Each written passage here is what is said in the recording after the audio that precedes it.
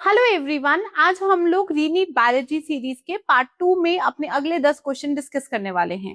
So let's not waste our time and we will start with today's class. क्या है पहला question? First question क्या है? Who has been called as the Darwin of 20th century? एक second के लिए pause करो और आंसर बताओ। किनको कहा जाता है Darwin of 20th century? Darwin आप लोगों ने पढ़ा था एवोल्यूशन के अंदर, है ना? तो अब Darwin of 20th century option देखते हैं। Edward Jenner. एडवर्ड जेनर जो थे ना, उन्होंने हमारी वैक्सीनेशन डिस्कवर करी थी। फर्स्ट वैक्सीन की डिस्कवरी एडवर्ड जेनर जी ने करी थी। ठीक है, कौन सी वैक्सीन की करी थी? स्मॉल पॉक्स की। लेकिन ऑर्गेनिजम्स कहां से लिए थे? काउपॉक्स से। काउपॉक्स जो सफरिंग ऑर्गेनिज्म से, उनसे एंटीजन निकाला, उसको प्यूरिफाई करा एंड देन उन्होंने उसको ह्यूमन बींग्स जो कि स्मॉल पॉक्स से सफरिंग, मतलब जिनको उनको बचाना था, उसके अंदर डाला और उनकी वैक्सीनेशन इंड्यूस कराई। अगले थे आपके कैरोलस लीनियस, जो हमारे बायनॉमियल क्लासिफिकेशन सिस्टम है। मतलब जो हमें ऑर्गेनिज्म को क्लासिफाई करना होता है, वो दो नेम्स, उनका नेम वाला सिस्टम है, उनको नेमिंग करने का सिस्टम, वो बायनॉमियल है। दो नाम से हम रिप्रेजेंट करते हैं। दो नाम में जो पहला नाम होता है वो आपका जीनस होता है, दूसरा नाम स्पीशीज होता है। तो वो सिस्टम जो था वो कैरोलस लीनियस ने दिया था। अगले हैं साइंटिस्ट हमारे अलेक्जेंडर फ्लेमिंग। जो हमारे फ्लेमिंग जी थे, उन्होंने पेनिसिलिन की डिस्कवरी की थी, which was our first antibiotic. So last option, Ernst Mayr was the scientist who has been called as the Darwin of 20th century. अब आप सोचोगे ये एनसीईआरटी में कहाँ लिखा है? दिमाग में आ रहा होगा कि ये कहाँ लिखा है, ये लिखा होगा हमारे जो एवोल्यूशन वाले चैप्टर में है, बट नहीं। 11th क्लास के एनसीईआरटी के फर्स्ट पेज पे जो फर्स्ट लिविंग यूनिट आपका चैप्टर है, उसके अंदर दिया हुआ है। तो हमें क्या याद रखना है? ये जो फर्स्ट पेज पे जो साइंटिस्ट के बारे में दिया होता है, it is very very very very important and please इसको निग्लेक्ट नहीं करना। तो उन्होंने दिया हुआ है जो अर्नस्ट मेयर है, he is called as a Darwin of 20th century. And एक और पॉइंट यहाँ पे इंपॉर्टेंट है, उन्होंने बायोलॉजिकल स्पीशीज की भी डेफिनेशन उन्होंने ही दी थी, तो इसको याद रखना। अगला आप देख सकते हो जो जेनेरिक नेम, जो आपका दो बायनॉमियल नॉमेनक्लेचर सिस्टम है, वो कैरोलस लीनियस ने दिया था। एंड उन्होंने जो पहला नाम था उसको जेनेरिक नेम कहा था, और दूसरे नाम को स्पीशीज एपिथेट के नाम से कहा गया था। तो याद रखना, it is very very very important. एक चीज और बता देती हूँ, एक और एग्जाम्पल अभी आएगा और क्वेश्चन भी आएगा उसका। मैंगो। मैंगो को हम मैंजिफेरा इंडिका के नाम से जाना जाता है।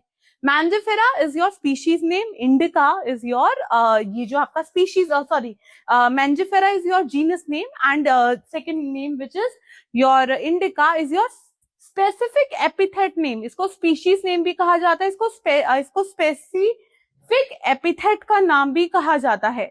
उसके आगे ना एनसीईआरटी में उन्होंने लिन लिखा हुआ है, विच स्टैंड फॉर लीनियस। ये आपके साइंटिस्ट हैं जिन्होंने मैंजिफेरा इंडिका का नाम निकाला है। तो नॉर्मली बायनॉमियल क्लासिफिकेशन सिस्टम में आपका जो बायनॉमियल नॉमेनक्लेचर है, उसके अंदर उन्होंने बोला है सिर्फ जीनस नेम और स्पीशीज नेम देना है, बट कहीं कहीं पे आगे थर्ड नेम भी दिया जाता है, विच is your name of scientist. और एग्जाम में आपको पूछा जा सकता है मैंगो का, बिकॉज ये अकेला एक नाम है जो आपको एनसीईआरटी की फर्स्ट यूनिट में दिया गया है। याद रखना। अगले क्वेश्चन पे चलते हैं। बायनॉमियल नेम्स आर, ये जो बायनॉमियल नेम्स हैं आपके, हमने अभी पढ़ा कि ये हमारे जो हैं, ये याद क्या रखना, इसमें क्या क्या पॉइंट इंपॉर्टेंट है। बायनॉमियल नेम्स हमारे, अगर हम इसको प्रिंटेड फॉर्म में लिखते हैं ना, तो इटैलिक्स में लिखते हैं। इटैलिक्स में लिखते हैं और पहला वर्ड जो होता है उसका फर्स्ट लेटर कैपिटल होता है, और स्पीशीज का जो फर्स्ट लेटर होता है वो स्मॉल होता है। लेकिन अगर आप यही हैंड से लिखोगे, हैंड रिटन लिखोगे, तो हम उसको अंडरलाइन करते हैं, याद रखना। ये इटैलिक्स में क्यों लिखा होता है? उसका लैटिन ओरिजिन दिखाने के लिए।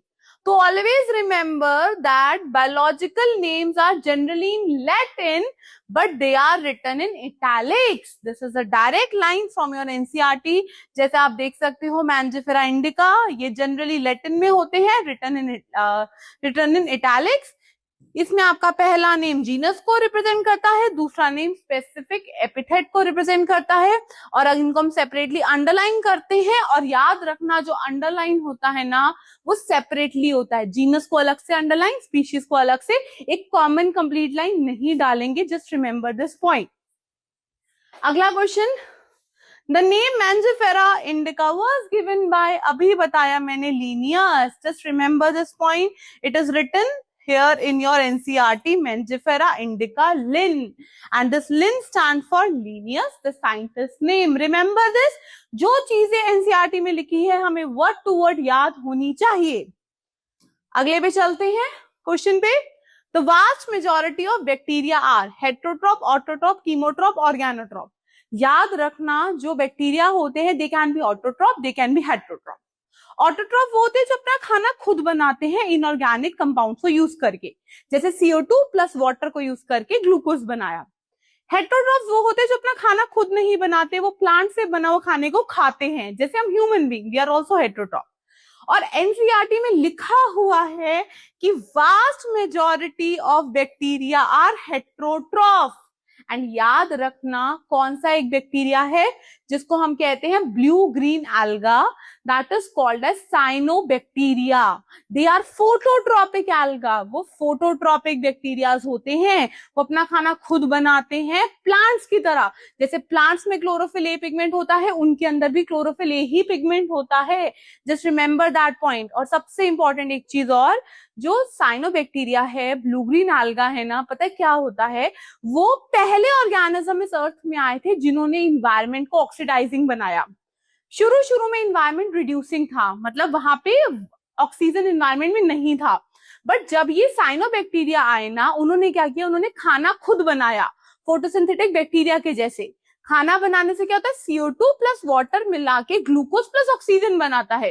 तो उन्होंने इन्वायरमेंट में ऑक्सीजन रिलीज करी, और जो वो ऑक्सीजन में उन्होंने ऑक्सीजन रिलीज करी ना इन्वायरमेंट में, उस ऑक्सीजन ने इन्वायरमेंट को ऑक्सीजेनिक बनाया.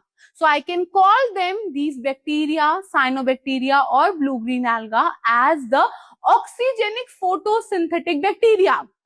ऐसे ही plants भी ऑक्सीजन बनाते हैं, they are also oxygenic photosynthetic bacteria. So remember this point कि vast majority of organism are heterotroph. आपके कुछ ऑटोट्रॉफ होते हैं. ऑटोट्रॉफ्स वो होते हैं जो अपना खाना खुद बनाते हैं इनऑर्गेनिक कंपाउंड को यूज करके. खाना बनाने के लिए एनर्जी चाहिए होती है. अगर वो एनर्जी लाइट से लेते हैं तो उसे फोटोट्रॉप कहते हैं. So if they are making their food by themselves, they are autotroph, और लाइट यूज करके तो फोटो ऑटोट्रॉप. और अगर वो अपना खाना खुद बना रहे हैं ऑटोट्रॉप, लेकिन लाइट यूज नहीं कर रहे, इनऑर्गेनिक केमिकल कंपाउंड से एनर्जी निकल रही है उसको यूज कर रहे हैं, उसे कहा जाता है chemotroph. So the organism are autotrophic. अगर वो इनऑर्गेनिक सबस्ट्रेट से बनाएंगे तो उनको कहा जाएगा कीमो ऑटोट्रॉप, और अगर वो लाइट की एनर्जी यूज करके बनाएंगे तो उन्हें कहा जाएगा photo autotroph. Just remember this point. अगले क्वेश्चन पे चलते हैं. Bacteria that live in hot springs are called as. देखो हमारे बैक्टीरिया दो टाइप में डिवाइड होते हैं. एक होता है आर्की बैक्टीरिया, एक होता है यू बैक्टीरिया. यू बैक्टीरिया को ट्रू बैक्टीरिया भी कहते हैं. अगला पॉइंट क्या याद रखना कि हमारा 5 किंगडम क्लासिफिकेशन विटेकर ने दिया था, जिसमें उन्होंने Monera, protista, fungi, animalia, Plantae, ये 5 किंगडम में डिवाइड किया था. उसके बाद ना आपका कार्ल वोस करके साइंटिस्ट थे जिन्होंने 3 डोमेन सिस्टम दिया. उन्होंने कहा हम बैक्टीरिया को फर्दर डिवाइड करते हैं Archie bacteria and you bacteria में. तो जो विटेकर सिस्टम था उसने 5 किंगडम क्लासिफिकेशन दी थी. उसमें मोनेरा किंगडम था, उसके अंदर सारे बैक्टीरिया थे, चाहे वो आर्की बैक्टीरिया है चाहे वो यू बैक्टीरिया है. बट कार्ल वोस ने 3 डोमेन सिस्टम दिया, जहां पे उन्होंने एक बताया आपका आर्की बैक्टीरिया, दूसरा बताया आपका यू बैक्टीरिया. याद रखना उन्होंने अलग अलग कर दिया था बैक्टीरिया को. तो उन्होंने 6 क्लासिफिकेशन, 6 किंगडम क्लासिफिकेशन भी अगर कभी आए तो वो कार्ल वोस के नाम से आएगा. वैसे कार्ल वोस के नाम से आपका 3 डोमेन सिस्टम आता है, याद रखना बहुत इंपॉर्टेंट है. अब bacteria that live in hot spring, जो यू बैक्टीरिया होते हैं ना वो नॉर्मल इन्वायरमेंटल कंडीशंस में रहते हैं, और जो आर्की बैक्टीरिया वो हार्श कंडीशंस में रहते हैं. जो बैक्टीरिया है आपको पता है उनकी सेल वॉल पेप्टिडोग्लाइकान की बनी होती है, उसे म्यूरिन कहते हैं. जो आर्की बैक्टीरिया है उनकी आपकी सेल वॉल भी पेप्टिडोग्लाइकान की बनी होती है, बट उसे स्यूडोमुरीन कहते हैं. पेप्टिडोग्लाइकान बस थोड़ा सा डिफरेंस हो जाता है, इसलिए स्यूडोमुरीन. बिकॉज उनके स्ट्रक्चर में सेल वॉल में डिफरेंस है, वो हार्श इन्वायरमेंटल कंडीशन में रह पाते हैं. हार्श इन्वायरमेंटल कंडीशन मतलब अगर वो बहुत नमक वाली जगह पर रहेंगे तो उन्हें कहेंगे हम हेलोफिल्स. अगर वो हमारा बहुत high temperature plus acidic condition में रहेंगे, उन्हें कहते हैं थर्मो एसिडोफिल्स। और थर्मो एसिडोफिल्स आपके कहाँ कहाँ रहते हैं, वो आपके high temperature plus acidic condition में रहते हैं, तो उन्हीं को ही हॉट स्प्रिंग्स कहते हैं, याद रखना। थर्ड टाइप आता है मीथेनोजेंस। मीथेनोजेंस हमारे अलग होते हैं, उनके बारे में भी बताती हूँ। तो क्वेश्चन था, the bacteria that live in hot springs are called as thermoacidophiles. और ये तीनों हमारे आर्की बैक्टीरिया के टाइप हैं, और लास्ट वाला हमारा यू बैक्टीरिया है, जिसको ट्रू बैक्टीरिया भी कहते हैं। अब इनको मीथेनोजेंस क्यों कहते हैं, ये मीथेन प्रोड्यूसिंग होते हैं। मीथेन क्या होता है, मीथेन इज अ बायोगैस। सो हमारे जो रूमिनेंट्स एनिमल्स होते हैं जैसे काउ बफेलोज, उनके गट में ना ये मीथेनोजेंस मिलते हैं, तो उनमें मीथेन प्रोडक्शन होती है। तभी आपने देखा होगा काउ डंग को यूज करके बायोगैस बनाई जाती है, ये टाइप की आपका फ्यूल है वो बनाया जाता है, क्योंकि उनके डंग में उनके वो मीथेन निकलता है जो उनका गट में ऑर्गेनिज्म प्रोड्यूस करने की वजह से। सो क्या है, ये जो आर्की बैक्टीरिया है ये एक्सट्रीम कंडीशन में रहते हैं, एसिडिक कंडीशन में रहे वो सॉरी सॉल्टी कंडीशन में रहेंगे हेलोफिल्स, हॉट स्प्रिंग में रहेंगे थर्मो एसिडोफिल्स, मीथेन वाली मार्शी एरिया जहां मीथेन बहुत ज्यादा होती है वहां उन्हें कहते हैं मीथेनोजेंस। ये क्यों रह पा रहे हैं इतनी वास्ट कंडीशन में, क्योंकि इनकी सेल वॉल में कुछ डिफरेंस है। क्या डिफरेंस है, स्यूडोमुरीन की बनी हुई है, सर्वाइवल हो पाता है एक्सट्रीम कंडीशन में due to this cell wall. उसके बाद मीथेनोजेंस जो हमारे गट रूमिनेंट एनिमल्स होते हैं जैसे कि काउ बफेलोज, उनके गट में प्रेजेंट होते हैं और वो मीथेन प्रोडक्शन में कॉज कराते हैं, विच इज अ बायोगैस। तभी हम काउ डंग को यूज करते हैं, याद रखना, ठीक है। अगले क्वेश्चन पे चलते हैं। The colonies of dash bacteria are surrounded by gelatinous sheet. मैंने आपको बताया ब्लू ग्रीन एल्गा, जो ब्लू ग्रीन एल्गा है उनको साइनोबैक्टीरिया भी कहा जाता है। वो क्या है, उनके पास similar to plant chlorophyll a present होता है, हमें पता है, बिल्कुल हम याद कर चुके हैं। उनके पास और क्या प्रॉपर्टी होती है, आपने सुना होगा नाइट्रोजन फिक्सेशन, जो नाइट्रोजन होता है ना उसको अमोनिया में कन्वर्ट करना। इसके 4 ऑर्गेनिज्म के नाम आपने याद करे होंगे, Rhizobium, Azotobacter and Nostoc, Anabaena. जो नॉस्टॉक और एनाबेना है ना, they are your blue green alga cyanobacteria. Cyanobacteria के अंदर ना एक सेल नाम की चीज होती है जिसे हेट्रोसिस्ट कहते हैं, वो हेल्प करते हैं उनको नाइट्रोजन फिक्सेशन करने में। एंड नॉस्टेक एंड एनाबीना उन दोनों के एग्जाम्पल हैं।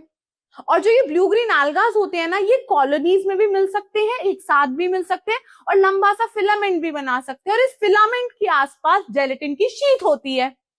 तो ये पॉइंट्स हमें याद रहने चाहिए। अगले मैंने आपको 2 नाम बताए, राइजोबियम और एजिटोबैक्टर। ये दोनों बैक्टीरिया नहीं है, राइजोबियम आपका लेग्यूमिनस प्लांट के साथ रहता है, और जो आपका एजिटोबैक्टर वो फ्री लिविंग है ऑर्गेनिज्म आपका, याद रखना, ठीक है। सो द कॉलोनीज किसके आगे है, हमने बोला ब्लू ग्रीन एल्गा, और उनके एग्जांपल नॉस्टॉक एंड एनाबेना। तो ये हो गया, ये होगा नहीं, ये होगा नहीं, एक टर्म आ गई माइकोप्लाज्मा, याद रखना। माइकोप्लाज्मा का दूसरा नाम होता है PPLO, pleuro pneumonia like organism. ये सबसे छोटे बैक्टीरिया होते हैं, सबसे छोटे बैक्टीरिया होते हैं पीपीएलओ। दूसरी चीज, इनके पास सेल वॉल नहीं होती, इसलिए इनकी कोई स्पेसिफिक शेप नहीं होती। बैक्टीरिया को शेप उनकी सेल वॉल देता है ना, बैक्टीरिया को शेप उनकी सेल वॉल देता है। तो ना इनके पास सेल वॉल, ना इनके पास शेप, तो इनकी कोई शेप नहीं होती, इसलिए इनको प्लियोमॉर्फिक बैक्टीरिया भी कहते हैं, याद रखना, बहुत इंपॉर्टेंट है। आप पढ़ लेते हैं यहाँ पे क्या लिखा हुआ है, क्या लिखा है उन्होंने, यू बैक्टीरिया होते हैं, साइनोबैक्टीरिया, इनको ब्लू ग्रीन एल्गा कहते हैं, इनके पास क्लोरोफिल ए होता है, इसलिए फोटोसिंथेटिक ऑटोट्रॉप है। बिकॉज बैक्टीरिया है ये यूनिसेलुलर है, कॉलोनीज में भी हो सकते हैं, फिलामेंट्स भी हो सकते हैं, फ्रेश वाटर में, मेरीन वाटर में, और टेरेस्ट्रियल में, लैंड पे कहीं पर भी हमें मिल सकते हैं। इनकी कॉलोनीज के आगे जेलिटेनियस शीट होती है, बीच बीच में सेल्स होते हैं जिनको हेट्रोसिस्ट कहते हैं, जो आपकी नाइट्रोजन को फिक्स करते हैं, और एग्जाम्पल है नॉस्टॉक एंड एनाबेना। हो गया, समझ आ गया। अगले क्वेश्चन पे चलते हैं, ये आप देख लो, ये भी लिखा हुआ माइकोप्लाज्मा के बारे में, इनको पीपीएलओ भी कहते हैं, और ये स्मॉलेस्ट ऑर्गेनिज्म है, और याद रखना सबसे छोटे ऑर्गेनिज्म है, और ये आपके ऑक्सीजन के बिना ग्रो कर सकते हैं, they can grow without oxygen, remember this point. अगला point, this is the example of, देखो एनसीईआरटी में जो डायग्राम्स दिए ना बहुत अच्छे से आने चाहिए, बहुत अच्छे से आने चाहिए। उन्होंने दो वायरस के स्ट्रक्चर दिए हुए हैं, ये दोनों, ये जो है ये आरएनए है, उसके आसपास कैस्पिड है। This is called as tobacco mosaic virus. और ये है बैक्टीरियोफेज। बैक्टीरियोफेज क्या होता है? ऐसा वायरस जो बैक्टीरिया को इन्फेक्ट करता है, ये होता है बैक्टीरियोफेज। इसके ऊपर हेड होता है, देन उसका कॉलर होता है, देन शीथ होती है, देन उसकी टेल्स होती है। याद रखना जो भी स्ट्रक्चर्स हैं बहुत ज्यादा इंपॉर्टेंट हैं। तो ये एग्जाम्पल किसका हुआ? Tobacco mosaic virus. Simple question. अगला question 8th, Creutzfeldt Jakob disease is caused by. अब देखो, ये डिजीज का नाम ना मैंने ऐसे अपने दिमाग से नहीं दिया, ये आपके एनसीईआरटी में दिया हुआ है। आपके एनसीईआरटी में क्या दिया हुआ है? जो आपकी 5 किंगडम क्लासिफिकेशन थी विटेकर की, उसमें उन्होंने लाइकेंस की बात नहीं करी, और साथ में उन्होंने ए सेलुलर ऑर्गेनिज्म की बात नहीं करी। ए सेलुलर ऑर्गेनिज्म वो ऑर्गेनिज्म है जिसके अंदर सेल नहीं है। उसके एग्जाम्पल है वायरसेस, प्रियॉन्स और वायरॉइड्स। सो ये तीनों आपके ए सेलुलर ऑर्गेनिज्म हो गए। और लाइकेंस की भी उन्होंने बात नहीं करी। ये इसके बारे में हमें कुछ कुछ पॉइंट्स पढ़ने बहुत जरूरी हैं। क्या क्या पॉइंट है देख लेते हैं।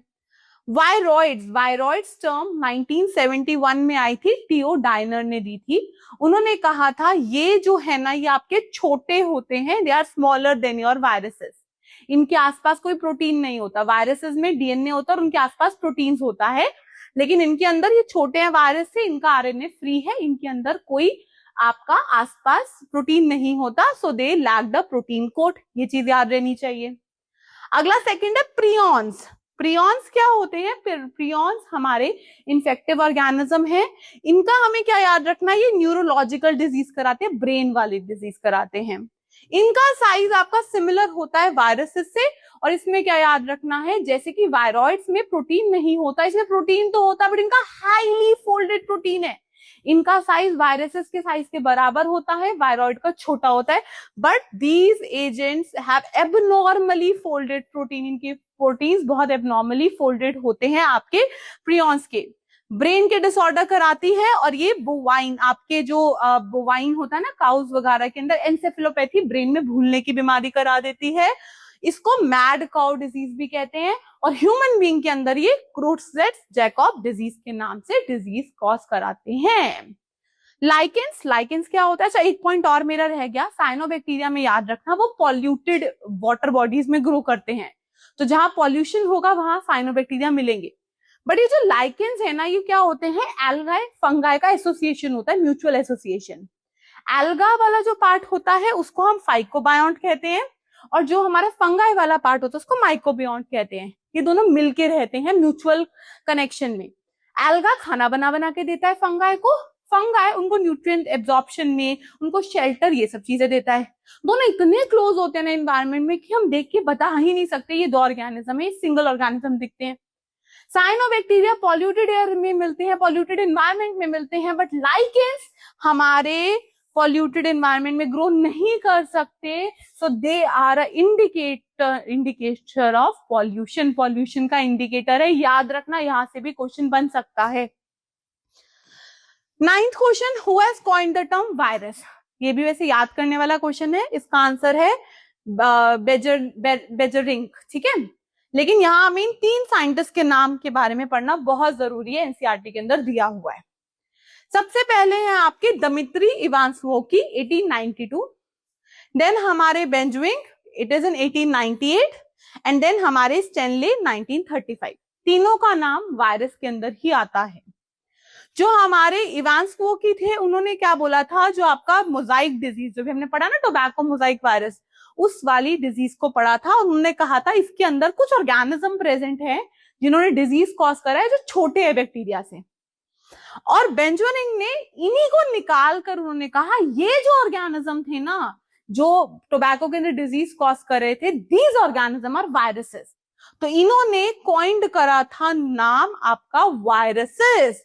और जो फ्लूइड था टोबैको मोजाइक वायरस का, उसको उन्होंने कहा था कॉन्टेजियम विरुम फ्लूइसिडम। याद रखना।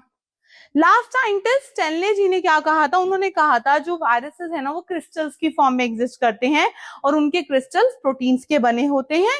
ये आपके ऑर्गेनिज्म के होस्ट सेल के अंदर ग्रो करते हैं। These are obligate parasite. Obligate parasite मतलब किसी के अंदर ये ग्रो करेंगे। एंड आज का हमारा लास्ट क्वेश्चन, ये भी आपको आना चाहिए क्योंकि मैं डिस्कस कर चुकी हूं। Out of all which is not a A cellular organism. अभी बताया था ना ए सेलुलर में viruses, viroids, prions, all three are acellular, whereas lichens is not acellular. I hope you like the class and thank you so much. अगले part 3 में मिलती हूँ मैं जल्दी आपसे।